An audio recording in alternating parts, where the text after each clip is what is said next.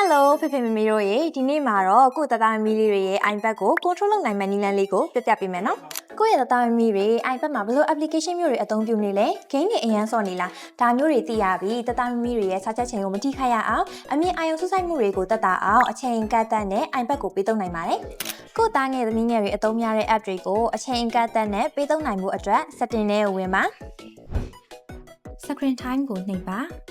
တနေ့တာအသုံးအများဆုံး app တွေကို Daily Average ရဲ့ COFs and Website Activity မှာဝင်ရောက်ကြည့်ရှုနိုင်ပါတယ်။ကိုသားငယ်သမီးငယ်တွေအသုံးများတဲ့ app တွေကိုအချိန်ကန့်သတ်နဲ့ပြီးသုံးမှုအတွက် setting ထဲဝင်ပါ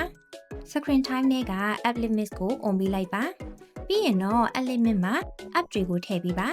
app တစ်ခုချင်းစီကိုနှိပ်ပြီးတိုင်းမှာအချိန်ကန့်သတ်ပေးလိုက်ရုံပါပဲ။အိမ်စာလုပ်တဲ့အချိန်တွေ online class တက်နေတဲ့အချိန်တွေမှာလည်းအာရုံစူးစိုက်မှုပိုရဖို့အတွက် downtime ကိုအချိန်သတ်မှတ်ထားနိုင်ပါတယ်။ downtime ဖွင့်ထားတဲ့အချိန်မှာတော့ကိုခွင့်ပြုထားတဲ့ app တွေနဲ့ phone calls တွေပဲပေါ်မှာနော်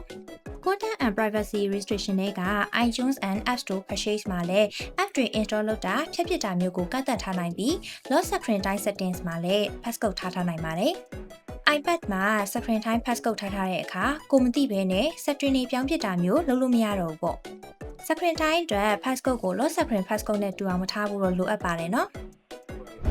ကဲဒီနည်းလမ်းလေးတိုင်းဆိုလို့ရှိရင်ကိုတသားမီလေးတွေရဲ့ iPad ကို control လုပ်နိုင်ပြီမို့လို့အခုပဲစိုက်ကြည့်လိုက်တော့เนาะနောက်ဗီဒီယိုမှာပြန်တွေ့ရမယ်တတား